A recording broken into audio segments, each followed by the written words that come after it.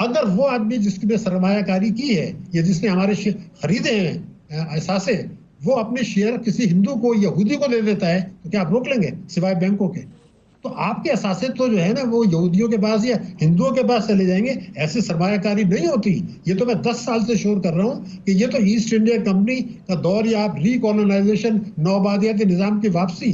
आप ना अपनी सरमायाकारी करना चाहते हैं मुल्क की, ना बचतें करना चाहते हैं, ना टैक्स लेना चाहते हैं, सिर्फ कर्जे और परेशान कुन सरमायाकारी। तो ये तो रियासत का। जय हिंद दोस्तों, मैं महेंद्र शर्मा स्वागत करता हूं पाक मीडिया की एक और लेटेस्ट डिबेट में, जिसमें कैसे डिस्कशन किया जा रहा है कि पाकिस्तान में अगर प्राइवेटाइजेशन होता है तो कहीं न कहीं जो ये जितने भी संस्थान है, इन संस्थानों को बेचा जाना लगभग तय है। तो कहीं न कहीं आज ये सिचुएशन आ चुकी है कि अगर पाकिस्तान में कुछ रेवेन्यू जनरेट करना है तो प्राइवेटाइजेशन की तरफ इनको बढ़ावा देना पड़ेगा। अगर प्राइवेटाइजेशन किया जाता है तो कहीं न कहीं जो ये शेयर है ये बेचे जाएंगे। तो आज ये पाकिस्तानी अर्थशास्त्री सीधा सीधा ये बता रहा है कि अगर ये शेयर कहीं न कहीं यहूदी और हिंदुओं के हाथ लग गए तो हमें वैसे ही गुलाम बना लेंगे। तो आज कैसे पाकिस्तान के हालात बद से बदतर हो चुके हैं, लेकिन इनकी जाहिलियत बिल्कुल भी नहीं जा रही है और सीधा सीधा इनकी मानसिकता से पता चल रहा है कि ये कितने जाहिल है। क्योंकि कोई भी प्राइवेटाइजेशन अगर होता है तो शेयर वहीं के लोगों को खरीदना होता है, लेकिन पाकिस्तान के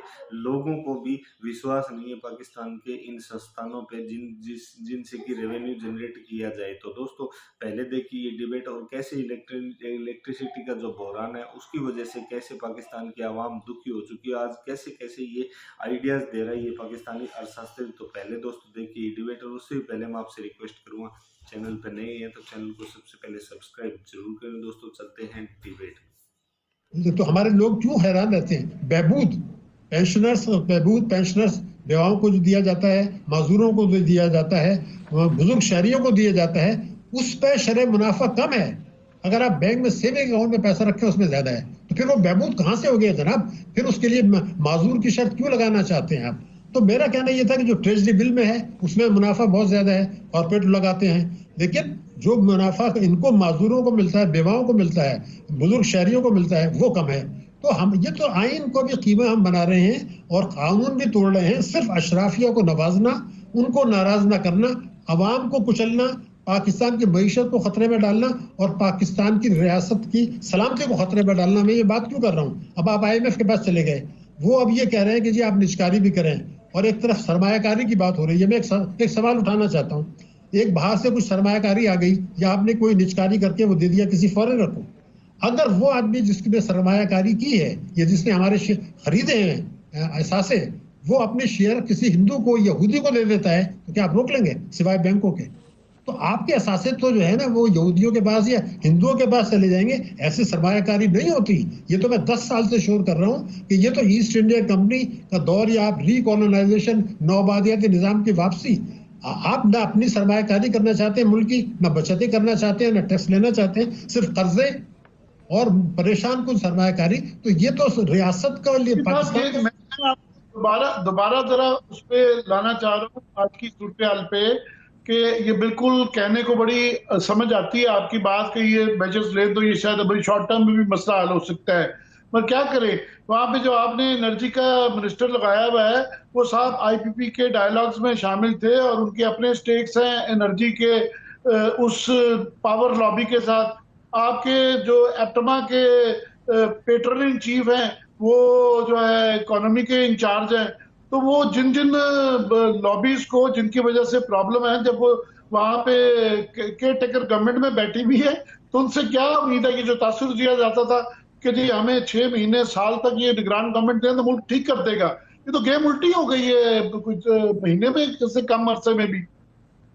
देखिए भाई साहब, आपने जो बातें कही हैं वो 100% हकाइक पर मबनी है, मगर बात इससे कहीं ज्यादा है। हमारे स्टेट बैंक में वो भी ताकतवर तबकों के मफादात का तहफ़्फ़ुज़ कर रहा है, हमारा SECP भी कर रहा है और दूसरे इदारे भी कर रहे हैं। बुनियादी तौर पर एक गठजोड़ है, मैंने आपसे पहले भी अर्ज किया था, मुल्की अशराफिया का और बैरूनी अशराफिया का।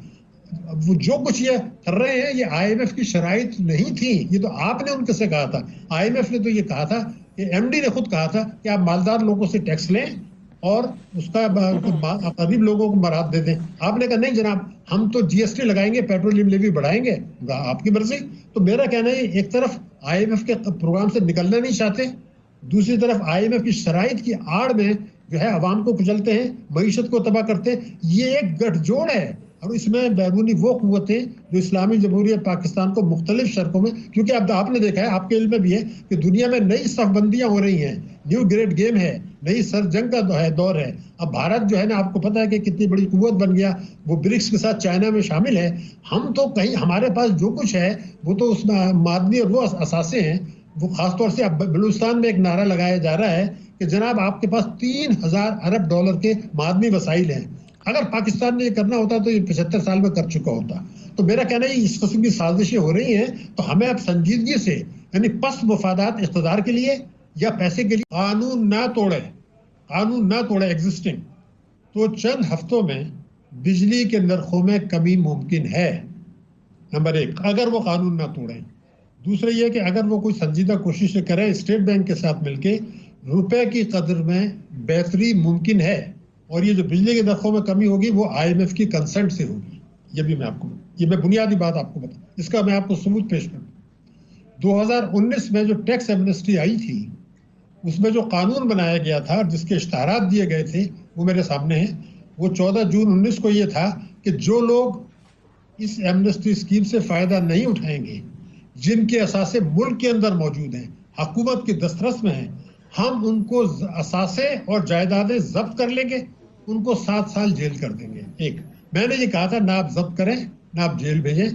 आपके पास 41 लाख आदमियों की वो फहरिस्त है जिनके नाजायज असासे मुल्क के अंदर मौजूद हैं, जिसकी तफसीलात NIC नंबर सब हुकूमत के पास है। अब कहा कि उसमें कानून क्या है, असासे और जायदाद जब्त और 7 साल की जेल। मैं ये कहता हूँ कि आप सिर्फ ये करें कि अगर मिसाल के तौर पर उनके जो बैंक अकाउंट्स हैं उनको 2 हफ्ते के लिए मुंजमद करें। अगर उसके किसी का कौमी बचत में पैसा रखा है तो उसको वहाँ एक नोटिस दे दें कि भाई ये आपका 2 करोड़ रुपया कौमी बचत में है, ये तो आपने इनकम टैक्स में डिक्लेयर नहीं किया, इस आमदनी पर टैक्स नहीं लगाया, 2 हफ्ते में आप दे दें, वरना हम अपना वसूल कर लेंगे।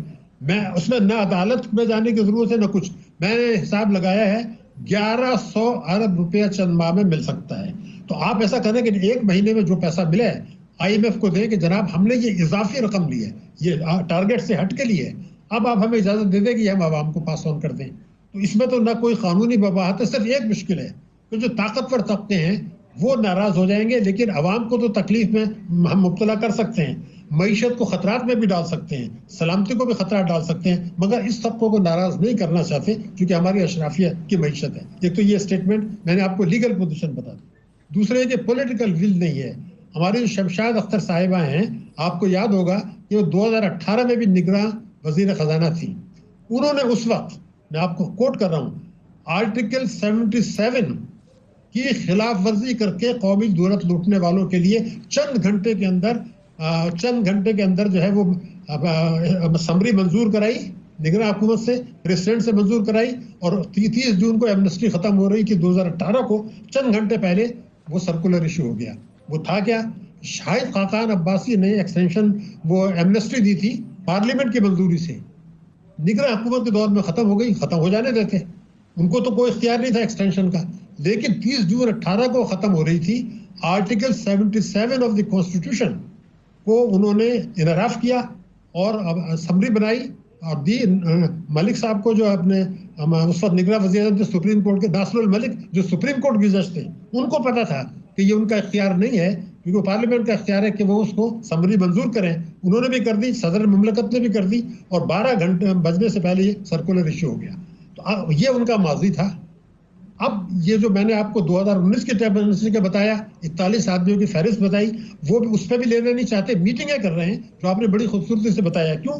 अब ये लॉलीपॉप देंगे कि जनाब ये हम आप इंस्टॉलमेंट में पे कर दें, हमने जो है लोगों की जो उनकी थी अलाउंसेस कम करके सीलिंग मुकर्रर कर दी है इतने यूनिट, तो ये ऐसे कुछ लॉलीपॉप करेंगे, लेकिन इंस्टॉलमेंट आप कर देंगे। इस तरह से कोशिश करेंगे कि ये जो अवाम में गज़ब उभरा है उसको फिलहाल ठंडा कर दें, और लेकिन अल्टीमेटली वो चीज़ जाएगी। इसलिए ये जो मैंने आपको कदम बताया है, अगर ये नहीं करते तो मैं आपको बताऊंगा निगरान हुकूमत के दौर में भी और बाद में भी खुदा न खास्ता बिजली के नर्ख बढ़ेंगे। अवाम अगर धोखा खाना चाहते हैं तो खा दे। मैंने लीगल पोजीशन आपको पूरी बता दी। दूसरा, बिजली के दरखों का बड़ा हद तक ताल्लुक रुपए की कदर से भी है और पेट्रोलियम मसनूआत से भी है।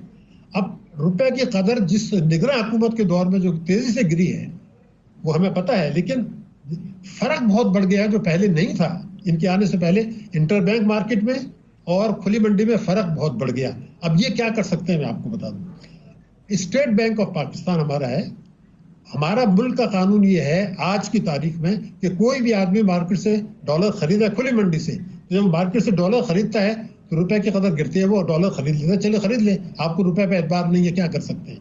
वो उसको फॉरेन करेंसी में अकाउंट में जमा करता है बैंक के अंदर, और कानून के तहत बैंक से कहता है इस पैसे को बाहर भेज दें। तो हम इनसे बार बार कह रहे हैं, पिछली हुकूमत से भी कहा कि आप ये कहें बच्चों की तालीम और इलाज मुआवजे के अलावा मार्केट से पैसे खरीदने से, खुली मंडी से वो पैसा बाहर नहीं जाएगा, इन दो के अलावा। तो आप इस वक्त इमरजेंसी है, 22 करोड़ आवाम तकलीफ में है पाकिस्तान। जी, जो बिल्कुल जो बुनियादी जो नुक्ता है कि ये जो है गरीब आदमी को सजा नहीं देनी चाहिए कि आप शराफिया को अपनी जो है लूटने की इजाजत है कि 2000 अरब रुपए की हमें बताया जाता है कि एग्जम्पशन और सब्सिडी जो है तो आपने देखा कैसे आज इस पाकिस्तानी अर्थशास्त्री ने इलेक्ट्रिसिटी बहरान से लेके पाकिस्तान की इकोनॉमिकल सिचुएशन तक का डिस्कशन किया और सीधा सीधा ये बताया है कि पाकिस्तान के जो अब प्राइवेटाइजेशन का जो क्रम है उसको पाकिस्तान को लागू कर देना चाहिए। अगर लागू नहीं किया गया तो कहीं ना कहीं पाकिस्तान में एक बहुत बड़ा बहरान और बहुत बड़ी दिक्कत है पाकिस्तान की आवाम को फेस करनी पड़ सकती है। तो दोस्तों इसी प्रकार की लेटेस्ट पाक मीडिया की एक से एक वीडियो, लेटेस्ट न्यूज़ और डिबेट के लिए चैनल को सब्सक्राइब जरूर करें दोस्तों। जय हिंद, वंदे मातरम, भारत माता की जय दोस्तों।